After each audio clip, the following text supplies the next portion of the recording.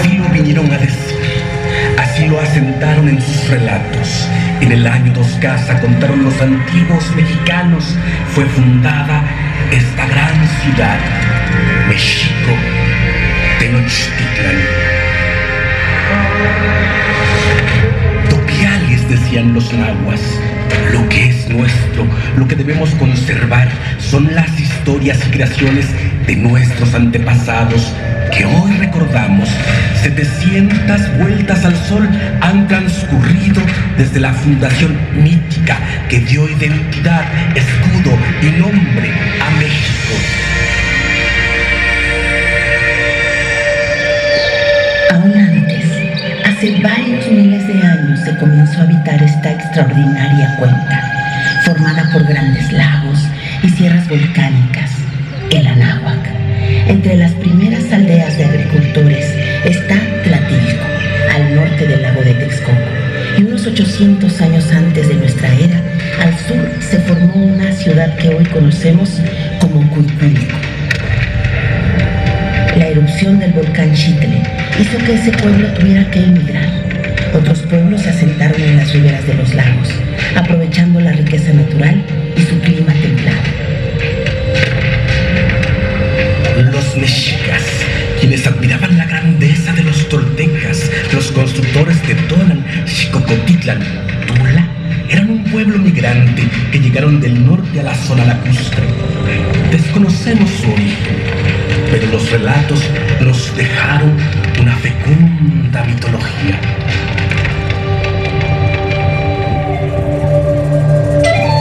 Tihualayaya, Necaco, Tenochtitlán. Provenientes de Aztlán, varios fueron los lugares que habitamos. Huitzilopochtli nos ha guiado por un largo camino. Un día encontramos a Huehuete, Sauce y Caña, todos ellos blancos, y rana, pez y culebra igual de blancos.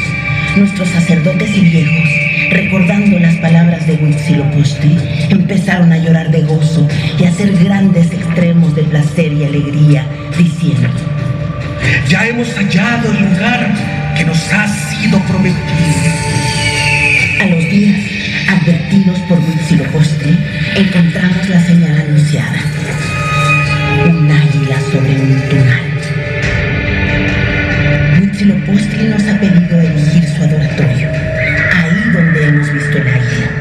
Nos ordena también la construcción de 4 barrios principales, teniendo al centro su templo, el Hueyteocal.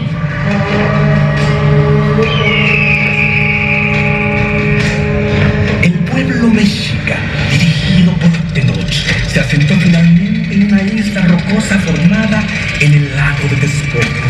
En códices pintaron el mito para la eternidad. El águila representa a Huitzilopochtli y el tunal a Tenoch.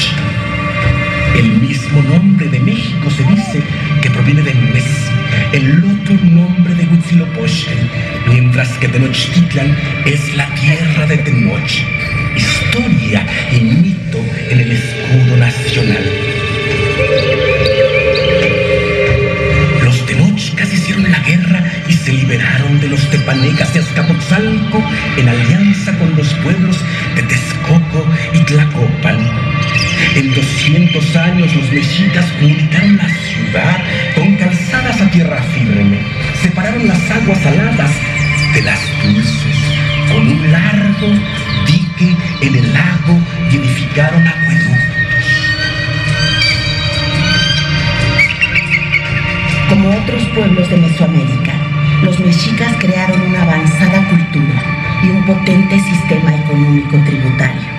Se fortaleció una clase dirigente que cultivó la lengua y la poesía, la danza y la música, que plasmó en códices sus historias y creencias y labró grandes esculturas de sus dioses.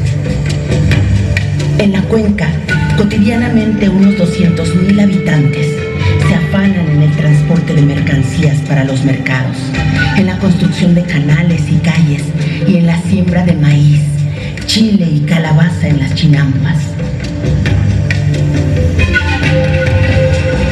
En el centro del universo mexica, que extiende su vasto dominio hasta las costas del Golfo y el Pacífico, se edifica un extraordinario recinto sagrado. Así se decía, así lo referían las memoriosas y luminosas voces de nuestras ancianas, de nuestros ancianos. Recuerden, mexicanos, que este templo es memoria, esta es casa de los señores del agua y de la guerra. Son presentes de la vida y de la muerte.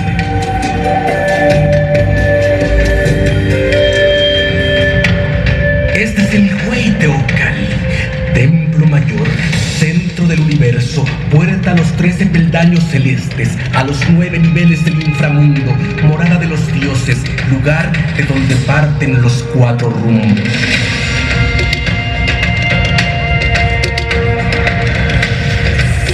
En la fiesta del Hueytozostli ofrendamos al dador de vida Tlaloc, dios de la lluvia. Es brote, verdor y florecimiento, crecimiento del árbol, de la hierba y del maíz. En los días más cortos ofrendamos a la victoria de Huitzilopochtli. Es memoria del día en que cayó la señora luna. A lo alto, luminoso Huitzilopochtli, el colibrí zurdo, dios solar y de la guerra, disipa la noche.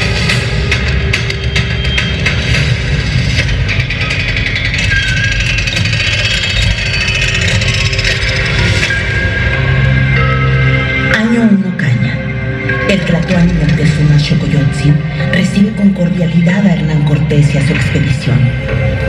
Los conquistadores recorren la ciudad y se sorprenden del esplendor de Mexico Tenochtitlan. Tienen una insaciable sed del oro y de las riquezas que contemplan. Meses después de su llegada, encabezados por Pedro de Alvarado, los españoles asaltan a traición el Templo Mayor, mientras se prepara la fiesta del mes de Toxcatl. Desarmados, cientos de mexicas son violentamente asesinados bajo las lanzas y espadas de acero de los conquistadores. Moctezuma es muerto por los españoles y su hermano Cuitláhuac, señor de Iztapalapa, encabeza una cruenta lucha que expulsa a los españoles de la ciudad. La noche triste de los conquistadores fue la noche victoriosa de los Tenochtitlan.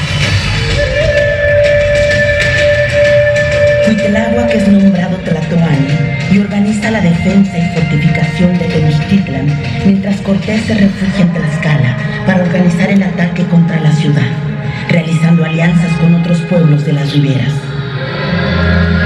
La viruela, que llegó con los conquistadores, se expande y cobra la vida de Cuitláhuac.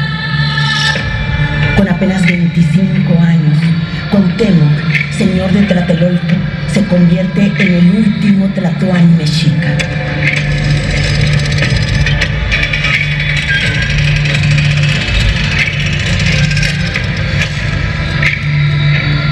En mayo de 1521 inicia el sitio de Tenochtitlan. 700 conquistadores y sus aliados indígenas cortan primero los abastecimientos de agua dulce y alimentos para lanzarse después sobre la ciudad. En 75 días de sitio, toda la población participa en la resistencia.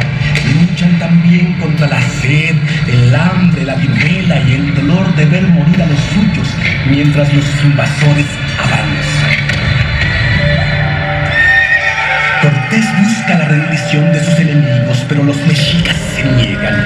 Prefieren morir a ser sometidos. La última batalla se libra en Tlatelolco.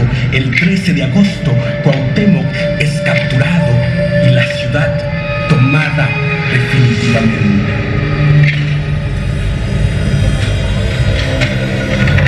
Nos dice la voz de la memoria, la voz de los vencidos.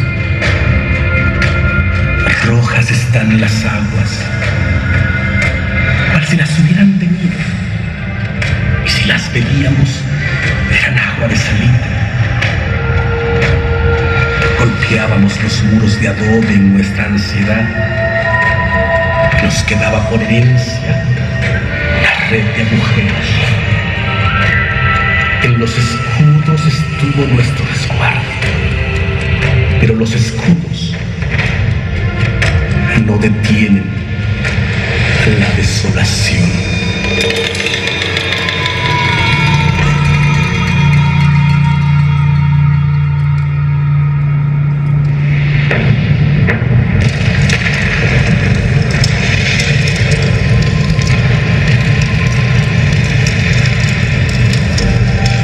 México, la capital de la Nueva España, se construyó sobre las ruinas de la antigua Tenochtitlan. Al tiempo que se terminaban de destruir las edificaciones mexicas, con las mismas piedras se construyeron los primeros edificios coloniales.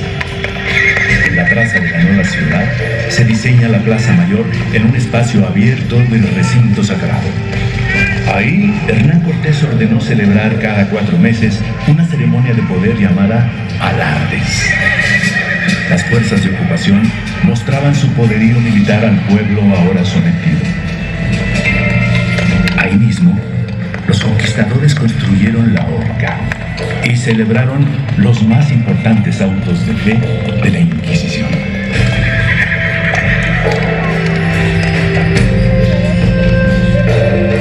61 virreyes gobernaron la Nueva España desde este palacio construido donde estaba la residencia de Moctezuma. Los virreyes del siglo XVI se miran en los retratos con sus rígidos jubones dorados o con sus vestimentas negras y severas. Los últimos, a la moda neoclásica, con pelucas francesas, lunares pintados y casacas de terciopelo azul marino. Los conquistadores imponen una sociedad organizada en castas, sometiendo a indígenas, afrodescendientes y mestizos. Como en ningún otro tiempo, la capital fue ciudad de contrastes. Había miles de indios pobres que solo iban cubiertos con una manta. Las epidemias, con su cauda de muerte, se intentaban aplacar con procesiones dedicadas a los santos.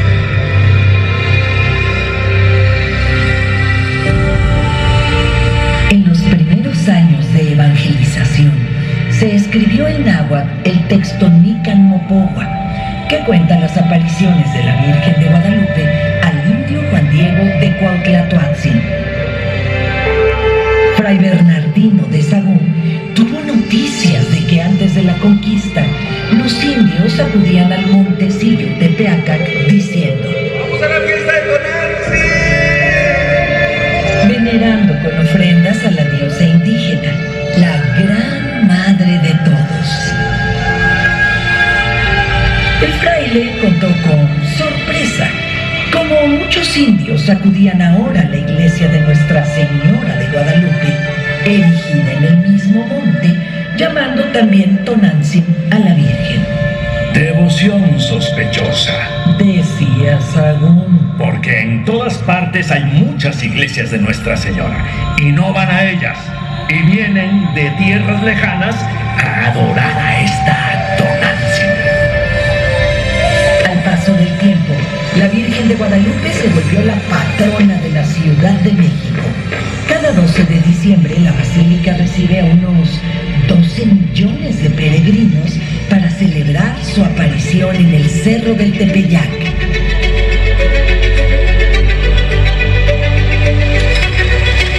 Esta gran catedral resume los 3 siglos de dominación española y es símbolo del viejo poder de la Iglesia Católica. Su construcción comenzó hacia 1573 y se terminó 240 años después con el trabajo de generaciones de arquitectos y obreros.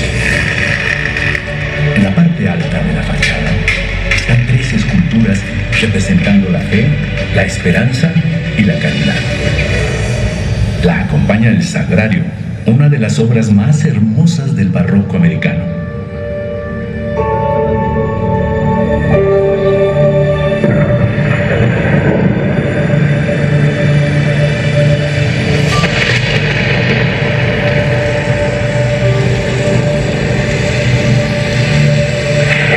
A diferencia de la ingeniería mexica, los españoles buscan expulsar el agua de la cuenca para evitar las inundaciones en la época de lluvias.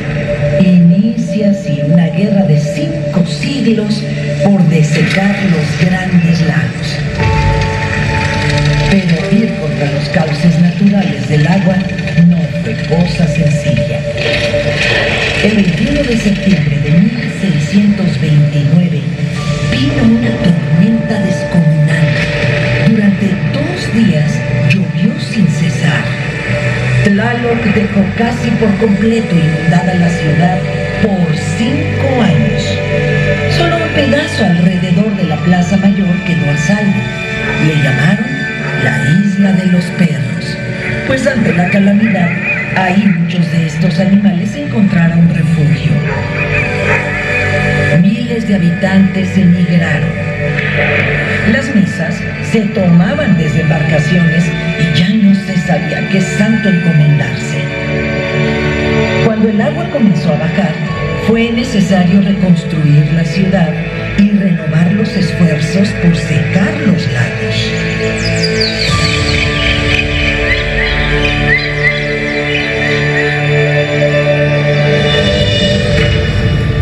Hombres necios que acusáis a la mujer sin razón, sin ver que sois la ocasión de lo mismo que culpáis. A la luz de las velas, en el convento de la Orden de San Jerónimo, una mujer llevó a su mayor esplendor las letras del barroco en la Nueva España. Sor Juana Inés de la Cruz aprende náhuatl de niña y más tarde latín. Vedada la universidad para las mujeres, Sor Juana encuentra en el monasterio el lugar seguro para desplegar su genio.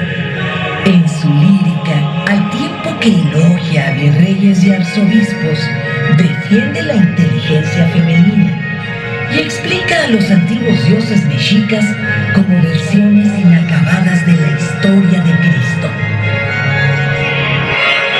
A finales del siglo XVII, una terrible epidemia en la ciudad se lleva la vida de la inmortal Décima Musa.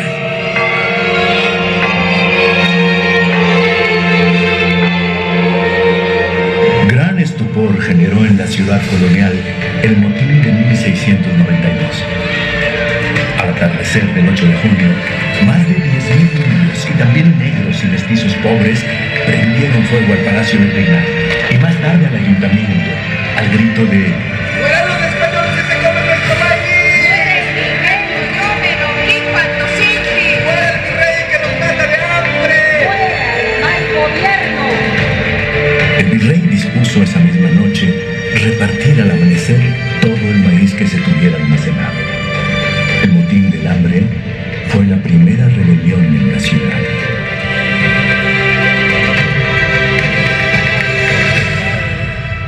A pesar de la censura colonial, en las últimas décadas del siglo XVIII llegan de Europa los nuevos aires de la Ilustración. Se abre paso la ciencia y el pensamiento humanista. En la ciudad de 100.000 habitantes se fundan instituciones para el estudio de las ciencias, las artes y la medicina, así como nuevos escenarios para el teatro y la música. Con el apogeo de la extracción de plata y oro de América que enriquece a Europa, la ciudad se beneficia. Es la ciudad de los palacios. El nuevo virrey, segundo conde de Revillagigedo, transforma la capital, que vivía en el caos y la insalubridad. Construye acueductos y cañerías, establece el servicio de recolección de basura, anunciándose con una campana que sigue sonando hasta nuestros días. Las calles son empedradas y se les pone nombre, y las casas son numeradas.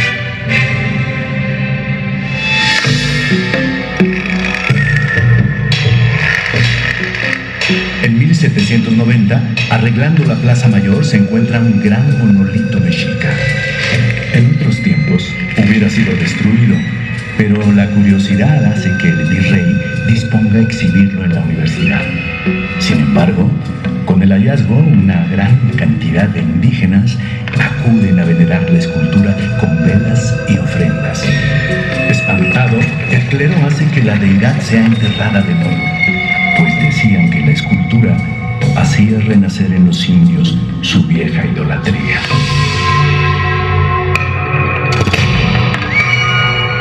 Es la diosa Coatlicue. 35 años después fue desenterrada nuevamente para ser estudiada por varias generaciones de arqueólogos y admirada con estremecimiento por el mundo.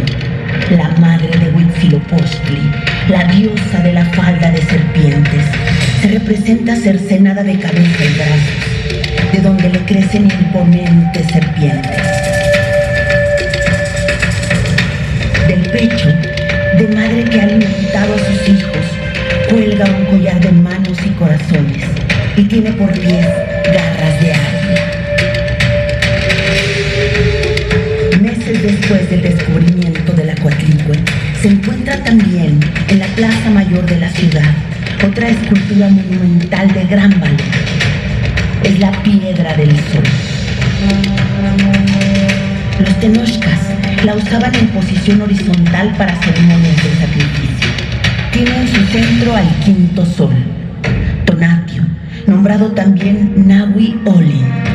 A los lados tiene representaciones de los 4 soles anteriores.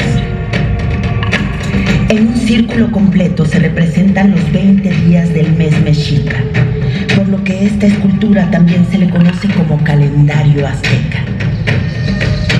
Esta extraordinaria talla tiene en el último círculo 2 gigantescas serpientes.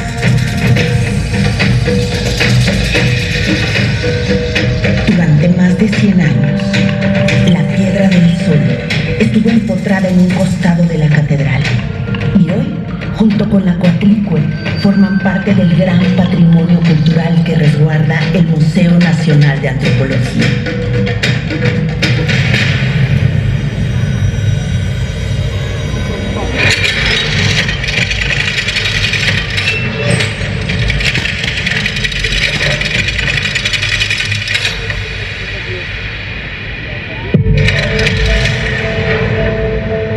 Después de tomar Celaya, Salamanca y Morelia, los alzados del Grito de Dolores, con Ignacio Allende y Miguel Hidalgo al frente, avanzan hacia la Ciudad de México y vencen a las fuerzas de la corona en el Monte de las Cruces.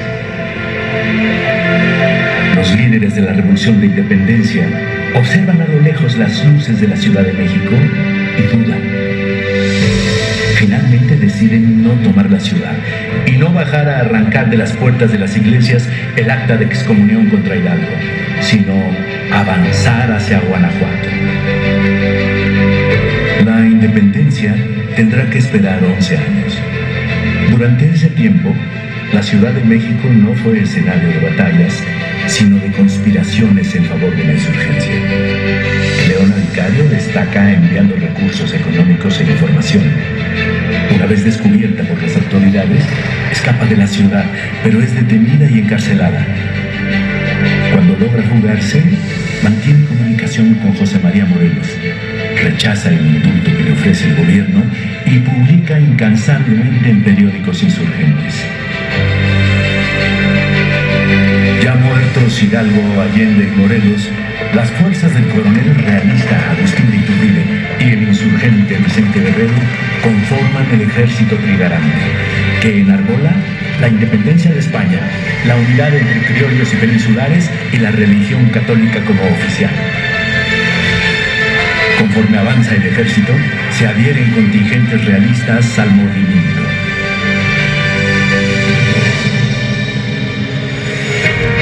Con 180,000 habitantes, la ciudad se ilumina con lámparas de aceite encendidas por los serenos. Los aguadores reparten el agua cargándola hasta los domicilios. Las mujeres de todas las clases visten con rebozo y la bebida más común es el pulque.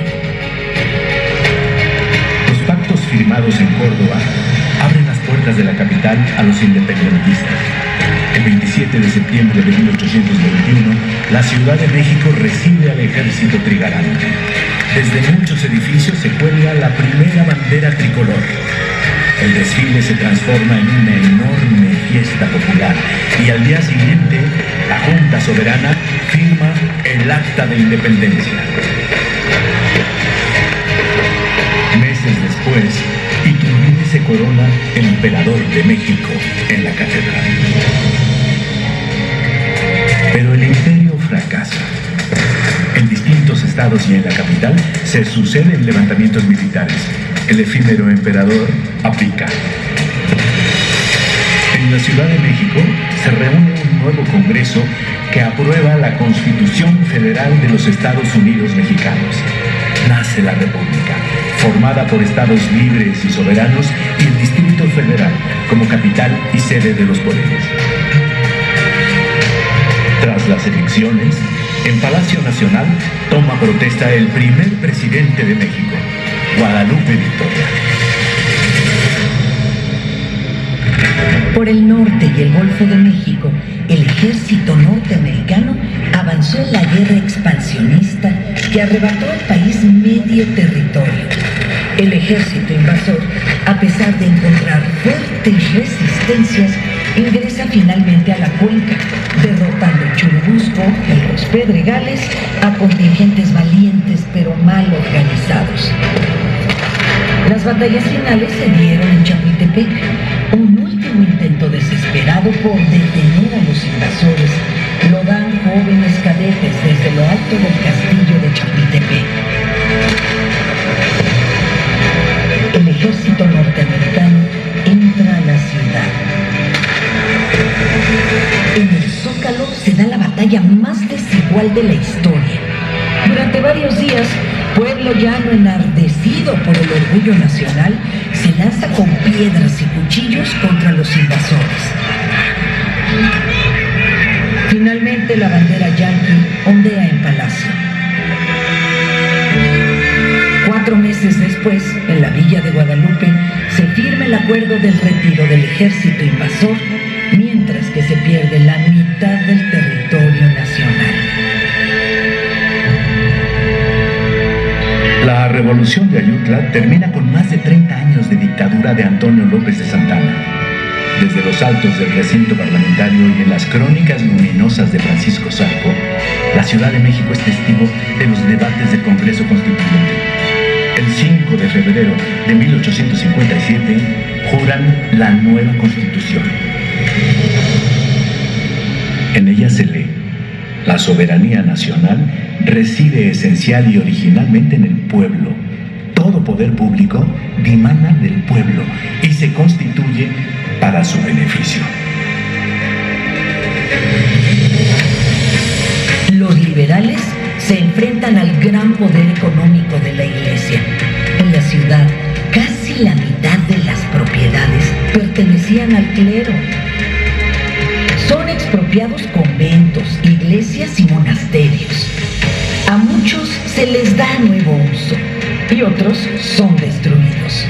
La vida secular cambia el paisaje urbano. Se abren oficinas de gobierno para expedir actas de nacimiento y de matrimonio. Los panteones se hacen civiles y los conventos ahora se imaginan como escuelas públicas. El viejo poder del clero, heredado de la colonia, vive su ocaso. Ante la nueva Constitución liberal, federalista y laica, los conservadores se rebelan contra el gobierno de Benito Juárez, primer presidente indígena de México. Encabezados por Miguel Miramón, forman un gobierno paralelo y retienen la Ciudad de México, que fue asediada por los ejércitos de Ignacio Zaragoza y Santos Degollado. Después de 3 años de duras confrontaciones, en Calpulalpan, los liberales vencen el último esfuerzo conservador y el presidente Benito Juárez regresa victorioso a la ciudad. Pero no tardaría en llegar un nuevo desafío para la República. A pesar de la heroica defensa de Puebla, finalmente las tropas de ocupación francesa avanzan sobre la Ciudad de México. Una multitud silenciosa se reúne en el Zócalo. El presidente Benito Juárez espera hasta la puesta del sol, ordena arriar la bandera y grita un palco: ¡Viva México!, al que responden unas 10,000 personas. Guillermo Prieto anima un poco: tengamos fe en el porvenir, porque los pueblos son invencibles. En el castillo de Chapultepec. En los 3 años que duró en el trono, Maximiliano construyó el Paseo de la Emperatriz, después nombrado Paseo de la Reforma, para comunicar Chapultepec con la ciudad. La Chinaca, la guerra de guerrillas desatada por todo el país y el retiro de tropas francesas llevaron al triunfo de la República sobre el Imperio. El 15 de julio de 1867, Benito Juárez desfila entre vítores y flores rumbo al Zócalo. La bandera nacional volvió a izarse en Palacio Nacional.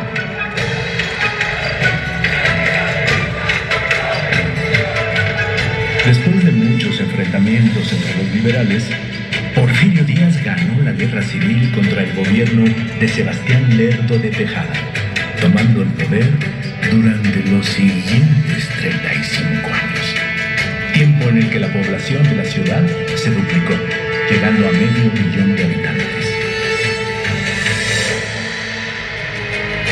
La dura explotación del trabajo obrero y campesino consolidó a una clase capitalista.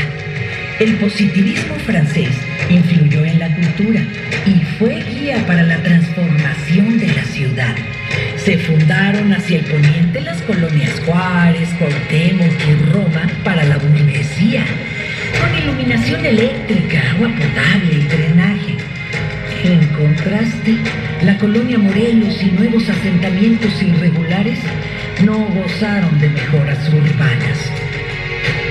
Se construyeron líneas de tranvía que junto con los automóviles desplazaron paulatinamente a los transportes de tracción animal. En la agonía de la dictadura porfirista, se inauguró la columna de la Independencia, con la victoria alada que tiene en sus manos una corona de laurel para los héroes y una cadena rota de 3 eslabones por los 3 siglos de colonia. Díaz también dispuso colocar la campana de Dolores sobre el balcón principal de Palacio Nacional.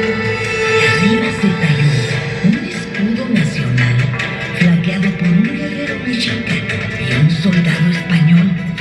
Más tarde se concluiría el Palacio de Bellas Artes y el proyecto porfirista del Congreso de los Diputados se transformaría en el Monumento a la Revolución.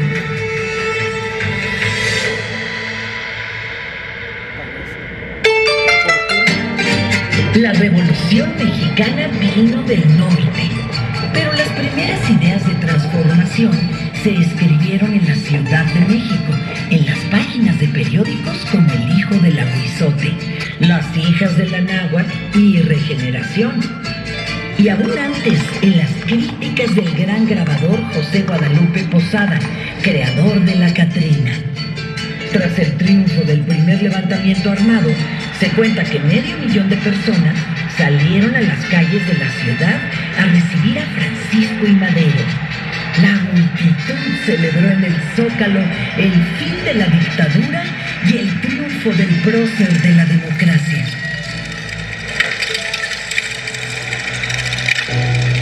Pero el voto popular y Porfirio Díaz en el exilio no fueron suficientes para acabar con el viejo régimen. Poco más de un año después, llegó la noche de los sopilotes. El embajador de Estados Unidos y los generales Félix Díaz y Bernardo Reyes fraguaron la asonada. Tomaron por asalto Palacio Nacional, pero pronto fue recuperado por soldados leales. Montado en un caballo de gran alzada y rodeado de jóvenes cadetes y gente que se sumó espontáneamente a la comitiva, Madero acudió a Palacio para hacerle frente al golpe de Estado. Durante 10 días, la ciudad se paralizó. Se contabilizaron más de 5,000 muertos entre las filas maderistas. Por las noches se veían en la ciudad hogueras quemando cuerpos insepultos. Finalmente, el responsable militar de la defensa maderista, Victoriano Huerta, traiciona al presidente y el golpe se consuma. Madero y Pino Suárez son detenidos en Palacio Nacional y asesinados detrás de la penitenciaría de Lecumberri. Nació Emiliano Zapata en un risueño pueblito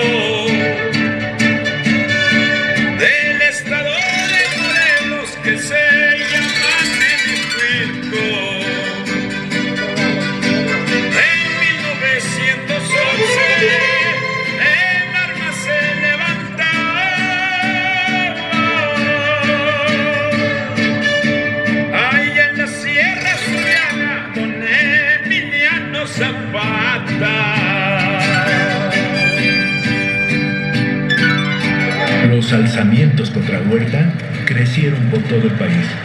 La revolución vivió los meses más cruentos, hasta la derrota definitiva del viejo ejército porfirista a manos de la División del Norte. En un año, la Ciudad de México vive la entrada y salida de 7 ejércitos. A finales de 1914, la ciudad espera temerosa la llegada de los ejércitos de Pancho Villa y Emiliano Zapata. Es el México profundo que, con los anhelos de tierra y libertad, impulsó a sus propios dirigentes. Unos días antes, Villa y Zapata se encuentran en Xochimilco, donde se reconocen y hermanan. Los trenes de la División del Norte llegan a Tacuba y el Ejército Libertador del Sur entra a caballo para encontrarse en el Paseo de la Reforma. Entran al Zócalo por la calle Francisco y Madero, bautizada así pocos días después por el propio Pancho Villa, a iniciativa de la presidenta del Club Maderista Lealtad, María Arias Bernal. No son los bárbaros que alertan los periódicos, son hombres y mujeres del campo que toman la ciudad en orden. Acompañan al presidente interino, Eulalio Gutiérrez, para instalar el gobierno de la Convención de Aguascalientes. Durante más de 8 horas, 30,000 hombres desfilan rumbo al Zócalo. Villa y Zapata saludan desde el balcón principal de Palacio Nacional a una multitud que los ovaciona. En un salón de palacio se toman una fotografía para la historia.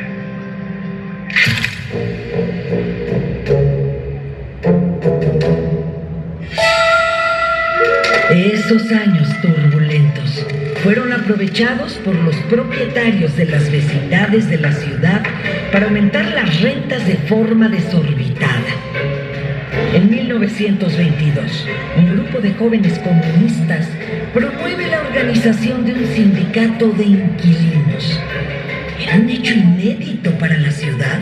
Durante varios meses, unos 30,000 habitantes de más de 2,000 vecindades se niegan a pagar las rentas.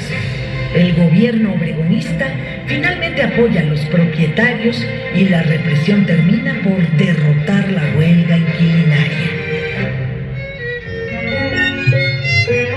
A inicios de la década de los 20, se fundan nuevas instituciones públicas para consumar el ideario de la revolución. El automóvil desplaza a los coches de caballos, que son prohibidos en la ciudad. La nueva jefatura de tránsito instala los primeros semáforos y establece el sentido de las calles. La ciudad ve con curiosidad a jóvenes que se suben a los andamios a pintar grandes murales en edificios públicos. Van vestidos con overoles de obreros y rechazan la pintura de caballete que acusan de burguesa. El movimiento muralista considera el arte un instrumento educativo de denuncia y combate. Pintan al pueblo, su historia, a los protagonistas de la revolución y reivindican el pasado indígena. El muralismo mexicano cosecha admiración en el mundo. Destacan David Alfaro Siqueiros, José Clemente Orozco y Diego Rivera, quien pintó durante 12 años sorprendentes murales en el Palacio Nacional. Al paso del tiempo, la ciudad atesora un valioso patrimonio artístico que podemos disfrutar en edificios y espacios públicos. Al igual que en la pintura, en la ciudad surgen expresiones nacionalistas en la música, la danza y la literatura. Entre otros, Carlos Chávez y Silvestre Revueltas componen inspirados en la música popular mexicana, mientras Nelly Campobello brilla con su literatura y renueva la danza, investigando los ritmos de los pueblos indígenas.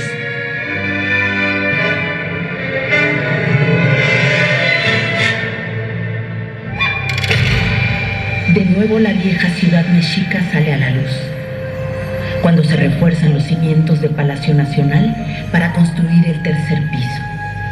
En 1926 se encuentra una escultura con fascinantes significados. Alfonso Caso la nombra el Teocalli de la Guerra Sagrada.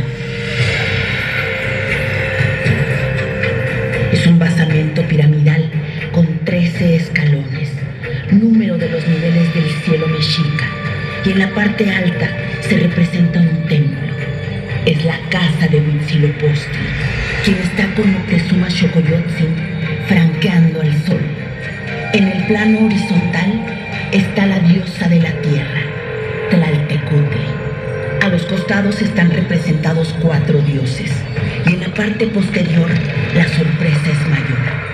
Está el emblema de México Tenochtitlan y en la parte superior la fecha de fundación, 2 Casa. Con sus garras, el águila se sostiene de unas tunas en forma de corazones humanos, pero en lugar de la serpiente, el águila lleva en su pico el símbolo Atl-Tlachinoli, emblema de la guerra. Los mexicas representan en esta talla su vocación guerrera y la función divina de los sacrificios humanos para alimentar a Huitzilopochtli y a Tlaltecutli, para mantener el ciclo de la vida, el orden del cosmos.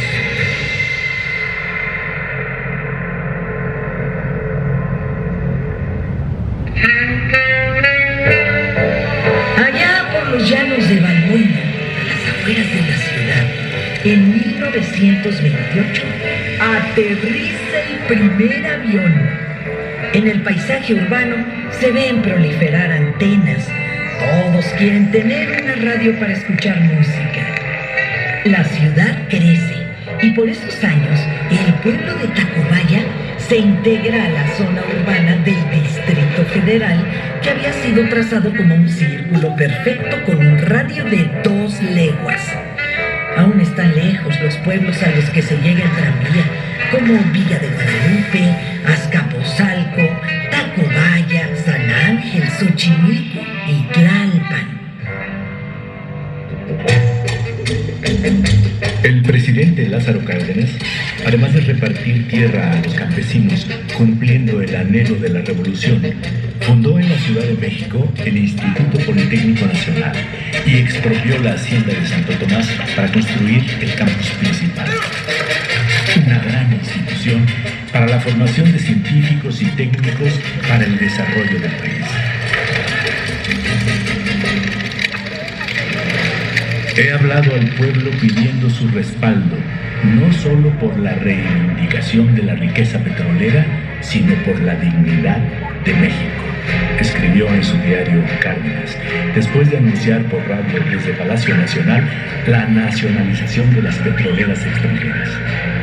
A los pocos días, la ciudad protagonizó un gran momento de unidad nacional. Unas 250,000 personas se congregaron en el Zócalo para respaldar al presidente. También el Palacio de Bellas Artes recibió a una multitud en la que no faltaron personas humildes con gallinas y guajolotes en las manos para colaborar en el pago de las indemnizaciones.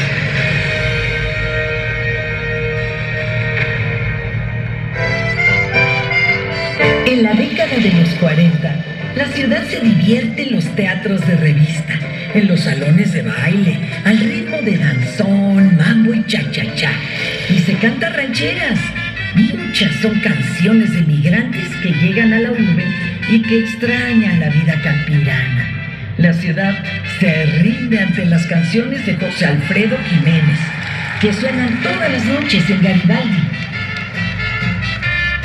La vida cultural se transforma gracias a las grandes salas cinematográficas de 3,000 y 4,000 espectadores.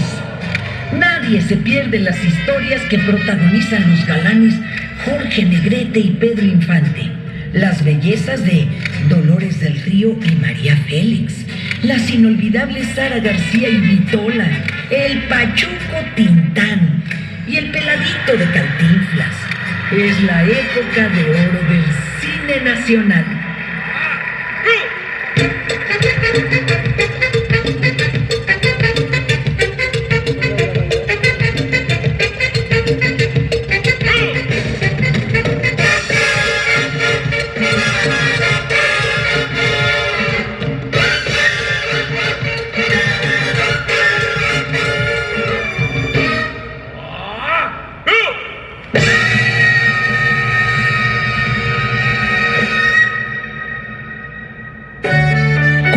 De habitantes, la ciudad se transforma rápidamente en los años 50. Sus límites se extienden hacia el norte, formando una franja industrial con barrios obreros y la imponente refinería de Azcapotzalco, mientras el director Luis Buñuel filma en la ciudad la película Los Olvidados, retratando con realismo y crudeza la marginación y pobreza urbana.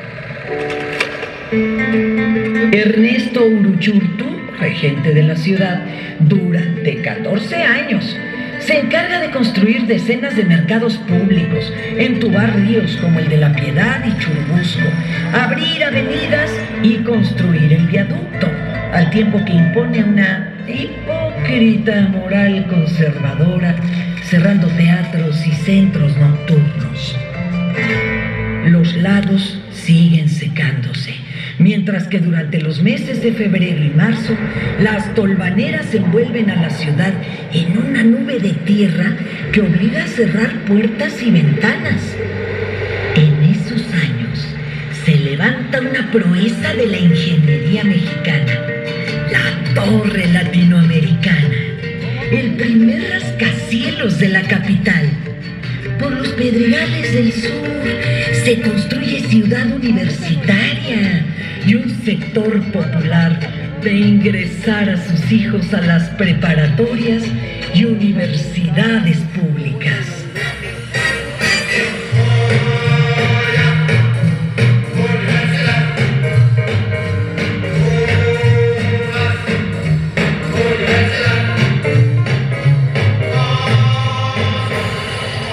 El régimen postrevolucionario moderniza el país, pero no acepta disidencias. Cuando campesinos o trabajadores protestan, son reprimidos y sus dirigentes, como los ferrocarrileros Valentín Campa y Demetrio Vallejo, terminan en la cárcel.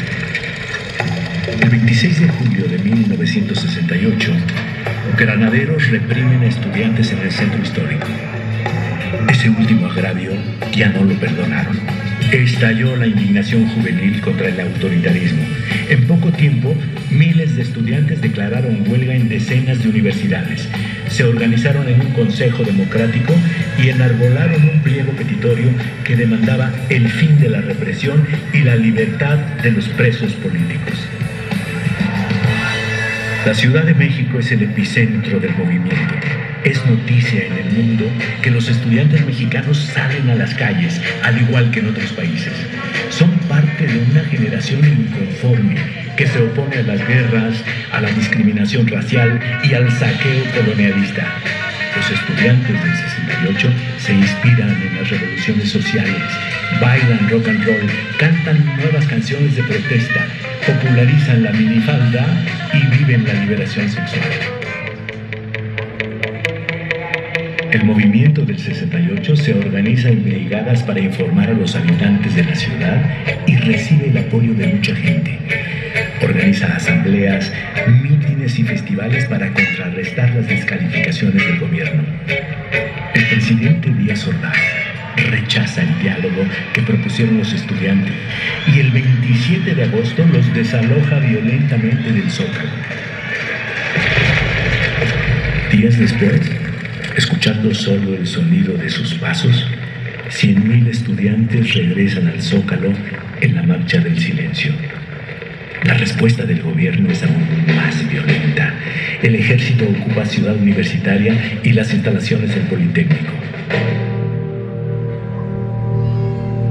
En la Plaza de las Tres Culturas, unos 10,000 jóvenes se escuchan sentados en el piso a los oradores del Consejo Nacional de Huelga. Piden que el ejército desocupe los planteles educativos y que cese la represión. El mitin transcurre tranquilamente hasta que un batallón del ejército ingresa a Tlatelolco y abre fuego.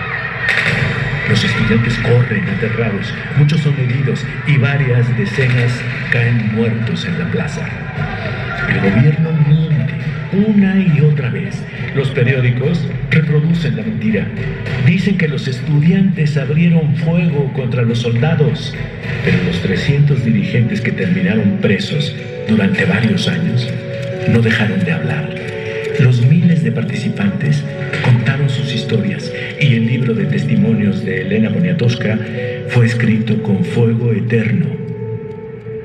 La verdad se abrió paso sobre el crimen de Estado ordenado por el presidente Díaz Ordaz. Por eso, el 2 de octubre no se olvida. Honraré a los caídos luchando, Tlatelolco no fue su final. Un glorioso vivir tendrán cuando construyamos una nueva sociedad. Movimiento estudiantil, contigo estoy.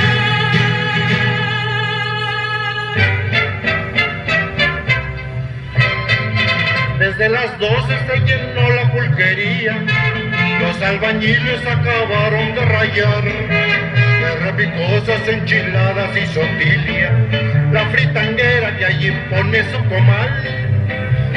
Sábado Distrito Federal, sábado Distrito Federal, sábado Distrito Federal. Ay, la, la, la.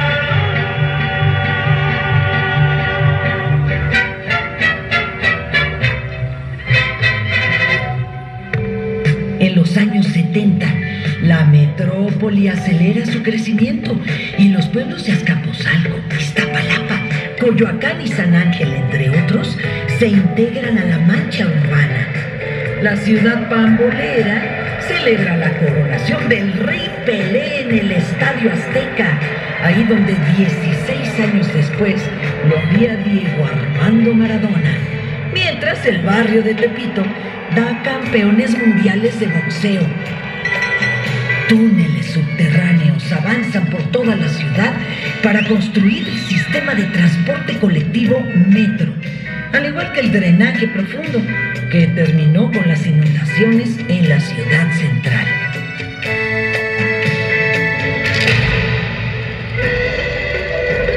La antigua ciudad se hace presente de nuevo en 1978 para recordarnos su grandeza. Se descubre a Coyolxauhqui en su lugar original, al pie del templo mayor. La diosa está muerta y desmembrada. Su cabello evoca el cielo nocturno y en las mejillas tiene cascabeles. En brazos, piernas y cintura lleva serpientes amarradas. Cuenta el mito que los hijos de Coatlicue, Coyolxauhqui, diosa lunar, y Huitzilopochtli, dios solar y de la guerra, se enfrentan. Ella es arrojada desde el cerro de Coatepetl y así derrotada. Los antiguos mexicanos veneran a los opuestos complementarios para mantener la armonía. El sol derrota a la luna. Huitzilopochtli necesita de Coyolxauhqui.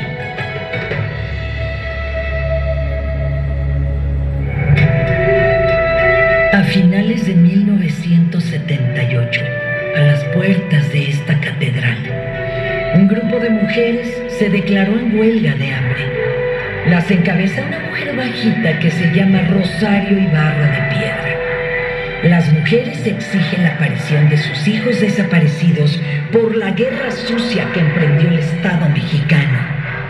Rosario y sus compañeras dedicaron su vida a demandar al gobierno la presentación con vida de los desaparecidos y a exigir justicia frente a la impunidad del régimen autoritario del PRI.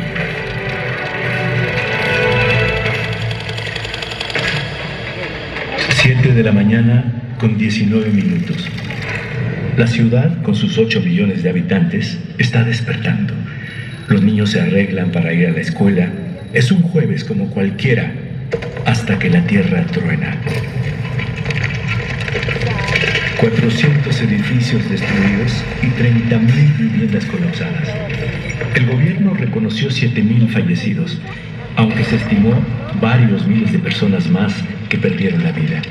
Los números no sirven para imaginar la tragedia que vivió la ciudad. Apenas pasó el ruido de los derrumbes, se escuchan los primeros gritos de los sobrevivientes. Miles de personas se organizan para retirar los escombros con las manos. Cerca de 4,000 vidas se rescatan. Muy pronto, los habitantes de la ciudad organizan cientos de albergues y llevan agua, alimento y cobijas para los 150,000 damnificados. Mientras el gobierno está paralizado y pide que la gente se quede en casa, el pueblo se moviliza en el más grande gesto de solidaridad del que se tenga memoria. Una semana después del terremoto, más de 30,000 personas marchan a Los Pinos y surge la Coordinadora Única de Damnificados. Demandan la expropiación de predios, créditos baratos y un programa de reconstrucción popular. Destacan las mujeres en la organización de las vecindades y las costureras de talleres donde las explotaban y que tras el sismo forman su sindicato. La lucha da resultados. El gobierno expropia vecindades y edificios y reconstruye con la participación vecinal 80,000 viviendas. Otra ciudad nació de los escombros y el dolor.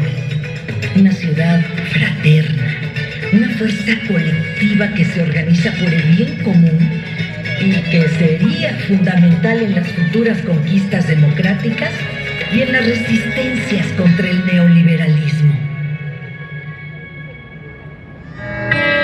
Vieja ciudad de hierro, de cemento y de gente sin descanso. Si algún día tu historia tiene algún remanso, dejarías de ser ciudad. Con tu cuerpo maltrecho, por los años y culturas que han pasado, por la gente que sin ver has albergado, el otoño para ti llegó forzado.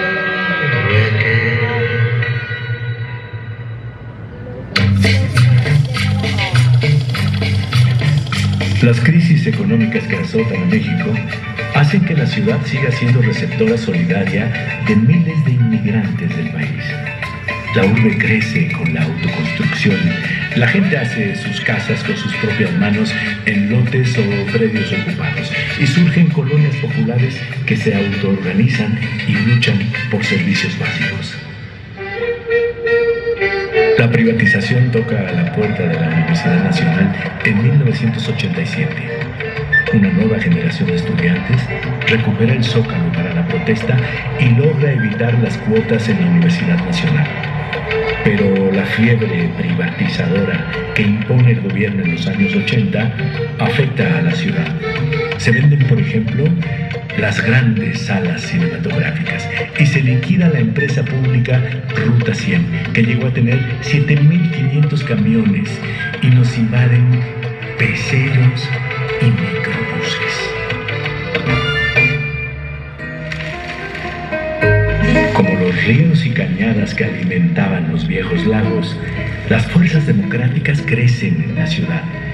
Los estudiantes del 68 y sus hijos del 87, los damnificados del terremoto, los colonos del movimiento urbano, los maestros democráticos y muchos otros movimientos, sindicatos y organizaciones hacen de la ciudad el centro de la resistencia nacional. A pesar del fraude en 1988, el PRI tiene que aceptar su derrota en la Ciudad de México y, una vez conquistado el derecho a elegir a los gobernantes del Distrito Federal, el desmantelamiento del país encuentra un freno en el gobierno local. La vida de la ciudad opositora no es fácil. La falta de agua, la contaminación que nos ahoga. Y se celebra la diversidad en la Marcha del Orgullo Gay, que llega al Zócalo sin impedimentos desde 1999. La Ciudad de México, una vez más, se dispone a transformarse. Con el cambio de siglo, finalmente detiene el enloquecido crecimiento de la mancha urbana hacia el sur para proteger la zona de conservación. La ciudad protege a sus viejos y establece la pensión universal. Beca a sus estudiantes, construye el segundo piso del periférico y ve aparecer el metrobús y las ciclovías. de estar prohibidos los conciertos, abre el Zócalo para los rituales contemporáneos del baile y la música. Y es la ciudad que se moviliza contra el desafuero de su jefe de gobierno y contra el fraude electoral.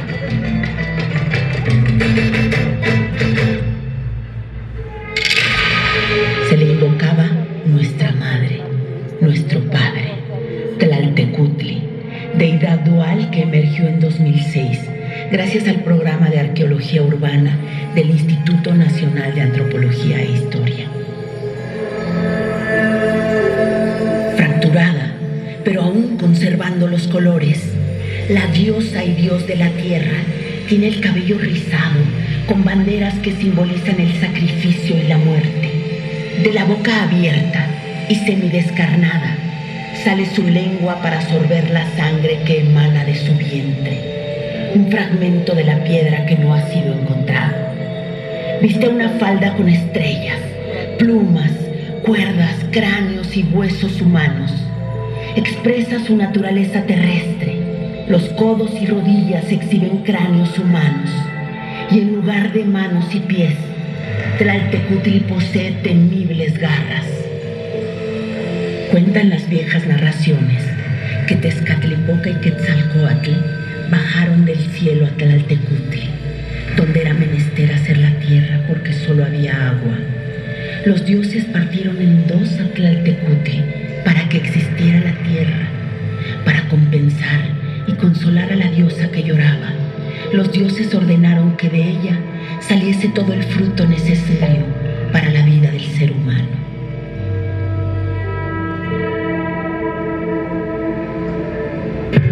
La Ciudad de México y la zona conurbada integran una metrópoli en la que vivimos la delirante cantidad de más de 22 millones de habitantes.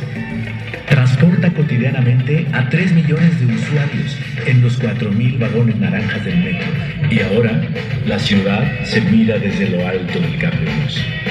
Es la ciudad con 350 mercados públicos, con el histórico mercado de la Merced y la central de abastos, donde 70,000 trabajadores alimentan a la ciudad bajo 32,000 paneles de una inmensa planta solar. Es la ciudad que inventó el taco al pastor y que, orgullosa, tiene una gastronomía admirada en el mundo entero.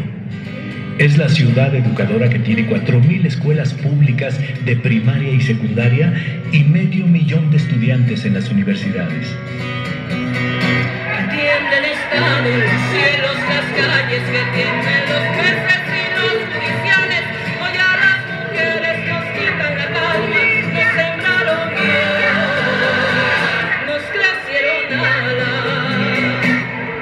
Es la ciudad que lucha por la igualdad de género. Ha elegido a 2 mujeres jefas de gobierno. Inauguró el Paseo de las Heroínas para honrar a las mujeres que hicieron historia. Y el movimiento feminista desborda las calles cada 8 de marzo. La Ciudad de México es la fiesta que canta con Juan Gabriel y baila cumbias con los sonideros, que resguarda la vida y obra de la eterna Frida Kahlo, de Leonora Carrington y María Izquierdo. Es la ciudad que celebra el Día de Muertos y hace los alebrijes salidos de los sueños de Pedro Linares.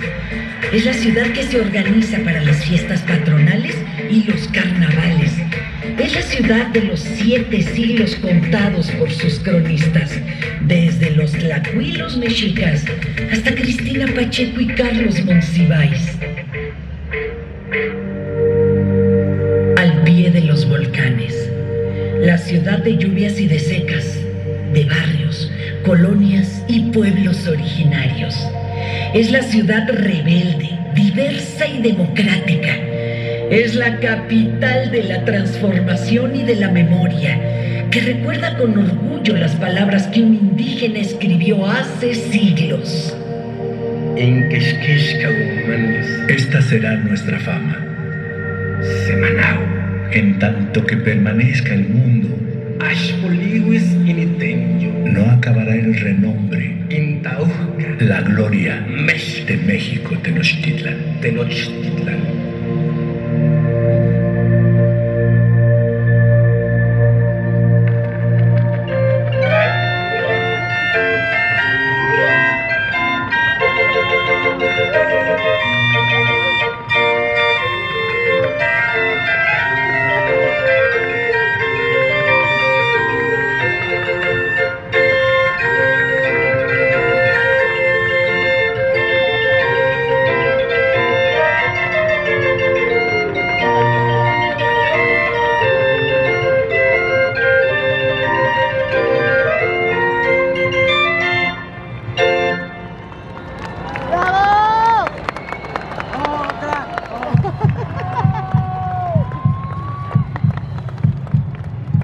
Ciudad de México, capital de la transformación.